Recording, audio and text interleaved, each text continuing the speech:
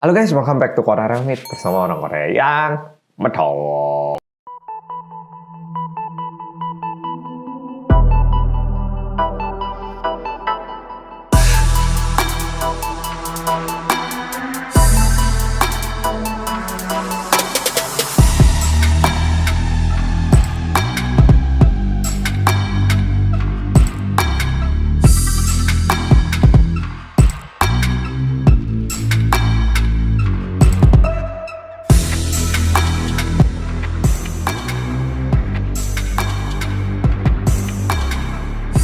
Untuk menceritakan cerita kali ini, aku membutuhkan sebuah kopi, yaitu kopi kenangan hanya untuk.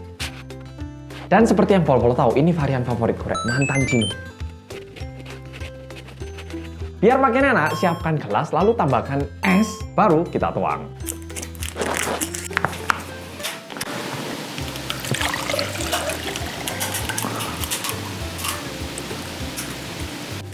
Pas. Jadi kopi kenangan hanya untukmu udah tak tuang di sini pakai es. Pakai sodan.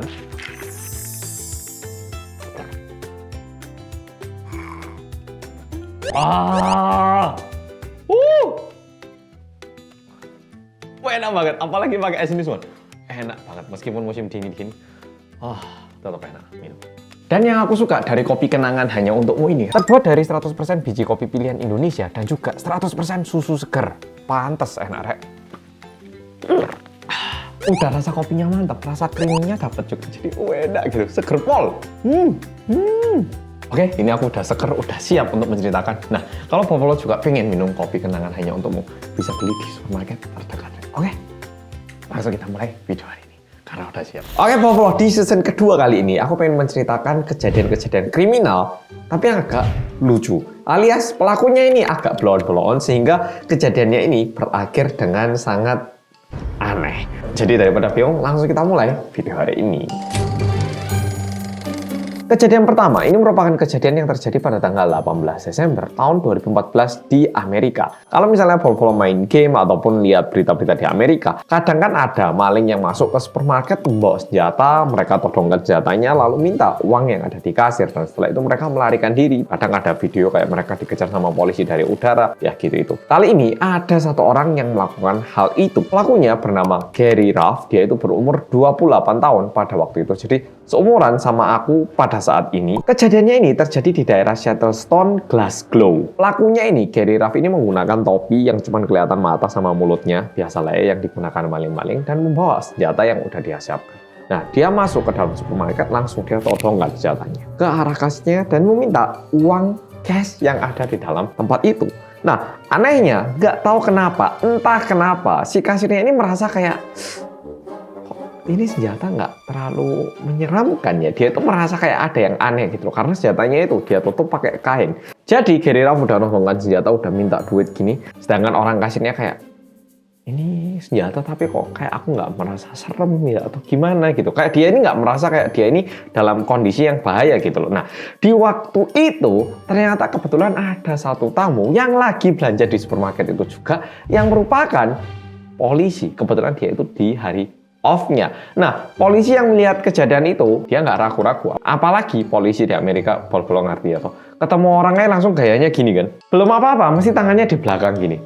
Megang senjata gini. Ya toh, ngerti tuh. Kayak galak banget gitu loh kesannya. Mungkin karena di Amerika, polisi nembak pelaku itu lumayan umum. Sedangkan kayak di Korea sama di Indonesia, senjata itu benar-benar digunakan di saat yang sangat-sangat terpaksa gitu kesannya. Jadi mungkin agak beda di situ. Nah, polisinya langsung nangkap ini orang, sehingga Gary Ruff itu gagal dalam melakukan pencurian.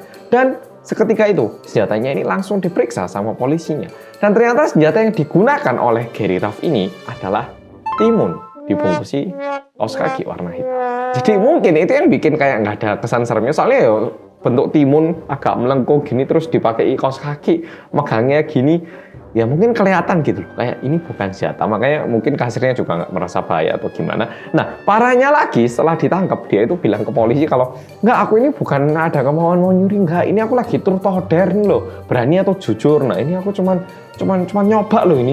Masa aku kayak gini dihukum sih Pak? Masa aku dihukum? Masa saya cuma nyoba gini aja dihukum sih Pak? Nah, dia itu masih tanya kayak gitu. Dan bahkan dia itu kayak terus berusaha bilang ke polisi kalau, nah ini saya bercanda kok, bercanda. Tapi diakibatkan itu dia dipenjara selama 3 tahun 4 bulan alias 40 bulan. Sungguhan, ini sungguhan. Dan yang lebih parah lagi, orang-orang sekitar Gary Ruff itu bilang kalau dia itu sebenarnya punya pekerjaan dan seharusnya nggak terlalu kesusahan secara ekonomi gitu loh. Nggak tahu kenapa dia melakukan hal itu dengan cara seperti itu. Jadi kejadian pertama kayak gitu, lanjut ke kejadian kedua yang juga nggak masuk akal.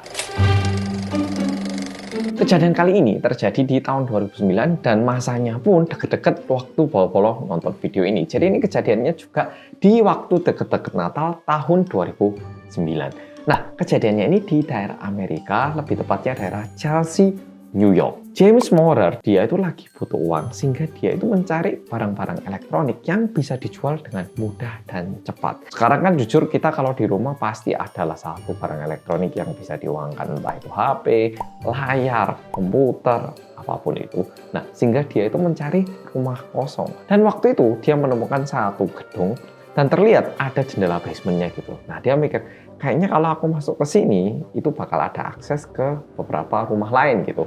Nah, dia tembus jendela basement itu dan ternyata dia menemukan satu kunci rumah. Nah, dengan menggunakan kunci itu, dia masuklah ke salah satu rumah. Dan kebetulan rumah itu, pemiliknya itu lagi liburan panjang, kayak lagi meninggalkan rumahnya untuk cukup lama gitu loh. Pemiliknya ini bernama Andy Wall dan karena dia lagi liburan, tentu dia nggak tahu tentang kejadian ini. Jadi si James Maurer ini udah masuk ke dalam rumah, udah nyari barang-barang elektronik, udah mulai curi, udah dibungkusi gitu ya, udah mau dibawa pulang. Dan kebetulan waktu itu ada satu orang bernama Hannah Gregg. Bisa dibilang dia ini kayak satpamnya ataupun penjaga gedung gitu ya. Nah, dia itu lagi lihat-lihat, loh kok kayaknya jendela basement ini ada yang nembus gitu. Terus lihat, loh kok kuncinya nggak ada. Nah, melihat itu dia merasa nggak aneh sehingga coba ke arah rumah di dekat itu. Dan dia di situ mendengarkan suara kayak gludak kayak suaranya itu keras banget gitu. Berbeda kalau maling kan biasanya mereka bakal agak diam-diam ngambilnya terus pergi juga cepat-cepat gitu. Ini enggak, ini gludakan banget. Dan karena kuncinya nggak ada, Hannah Gregg ini memutuskan untuk menelepon polisi. Sehingga polisi datang ke tempat itu, tapi saat polisi sudah tiba, James Maurer ini udah merasa takut ataupun kaget gitu, sehingga dia melarikan diri membawa barang-barang yang dia curi. Kalau didengar sampai di sini, terkesan kayak kejahatan yang berhasil, tapi tidak lama setelah itu, barang-barang yang dicuri ini mulai dikembalikan sama maling ya, kayak tiba-tiba ada paket gitu, ada paket lagi, ini komputernya kembali. Nah, agak aneh tuh. Nah, tapi tentu karena ini suatu kejadian kemalingan, akhirnya yang punya ini setelah mereka balik ke rumah, mereka ini putuskan untuk melaporkan hal ini kepada polisi. Dan polisi berhasil menangkap orang ini sangat cepat. Tahu nggak kenapa? Karena James Maurer ini meninggalkan jejak di TKP-nya. Jadi ternyata James Maurer waktu dia melakukan pencurian ini, dia nyuri-nyuri barang, mungkin berat atau gimana. Dia itu buka kulkas dan ada satu jus orange gitu. Nah, mungkin dia ngeliat itu, wah ini kayaknya seger ini. Dia minum. Setelah diminum, ini bukannya dihanguskan gitu ya, bukti atau gini. Itu ditinggal sama dia di situ. Dan dikarenakan itu, polisi berhasil ngecek DNA-nya dan mengetahui jelas siapa pelakunya. Dan diakibatkan itu, tertangkaplah James Maurer. Dan setelah diperiksa oleh polisi, ternyata dia ini memiliki rekor melakukan kejahatan sebanyak 12 kali. Di sini aku bingungnya, apakah 12 kali itu semua kejahatannya kayak gitu? Atau mungkin karena dia udah melakukan 12 kali, dia mikir kayak kali ini nggak bakal tertangkap atau gimana? Oke, cerita ketiga. Polo kalau pergi ngisi bensin, sebenarnya Indonesia sama Korea tuh cara ngisi bensinnya sama. Kita pergi ke pom bensin, habis itu setelah di pom atau diisi, kita bayar pakai kartu gitu ya. Tapi kayaknya Amerika itu sistemnya agak kayak Singapura. Jadi waktu ngisi bensin, kita itu setelah isi bensin, kita parkir mobilnya dan setelah itu kita itu masuk ke supermarket yang ada di dalamnya. Nah, aku waktu pertama kali ke Singapura agak kaget karena bayarnya di dalam. Tapi dikarenakan itu, orang-orang itu jadi beli gitu loh. Toh bayar, aku ke sana ke supermarket ada minuman satu beli, ada tisu beli gitu. Jadi kayak ini salah satu strategi marketing menurutku untuk membuat pelanggan pembeli minyak ini juga beli barang lain gitu. Oke, jadi kalau kayak di Singapura atau Amerika, orang-orang itu untuk ngisi bensin mereka ke pom bensin dan bayarnya itu harus di dalam gitu kesannya. Mungkin di luar juga bisa, tapi kebanyakan karena ada supermarketnya juga, itu orang-orang jadi kayak mampir untuk beli minum gitu loh. Oke? Kejadian kali ini, itu kejadiannya itu pada tanggal 28 Januari tahun 2019. Jadi masih nggak terlalu lama, masih baru kayak 2-3 tahun yang lalu. Korbannya itu pergi ngisi bensin naik Honda Civic tahun 1995. Jadi udah mobil yang lumayan tua. Karena di pom bensinnya ini ada supermarket 7-Eleven, dia itu setelah ngisi pom bensin, dia pergilah ke supermarket. Dan ini sungguhan yuk, setelah ngisi bensin, toh habis gini aku balik. Jadi dia itu meninggalkan HP sama kunci mobil di dalamnya. Apalagi mobilnya ini udah mobil tua, mobil tahun 1995, bukan mobil kayak Lamborghini lah, Ferrari lah, mobil yang terbaru gitu, bukan. Setelah dia parkir mobilnya di situ, nggak lama setelah itu, tiba-tiba ada satu mobil datang. Jadi pemiliknya setelah ngisi bensin, dia masuk ke dalam supermarket. Tiba-tiba ada satu mobil yang ditumpangi oleh 4 orang itu datang, dan penumpangnya ini, 2 dari 4 orang ini turun dan menaiki mobil ini, alias mau mencuri mobilnya gitu. Nah, mereka udah naik. Lihat videonya. Surveillance video you won't soon forget. Driver out of his 1995 Honda Civic.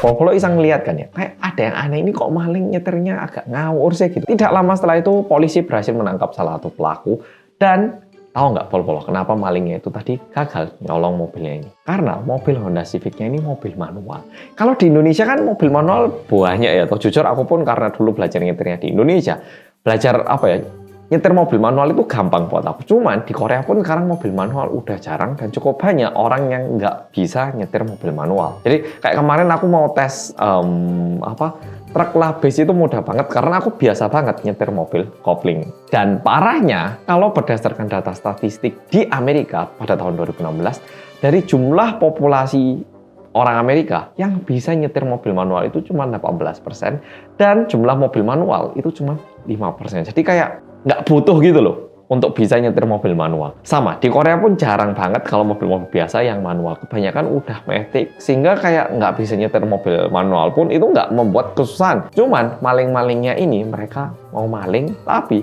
mau nyuri mobil orang, kebetulan mobilnya ini mobil manual dan mereka nggak bisa nyetir mobil manual, sehingga gagal. Oke, jadi video kali ini kayak gini. Ini menunjukkan kalau maling pun itu harus pinter saat mereka melakukan kejahatan-kejahatan ataupun mau mencuri barang orang lain.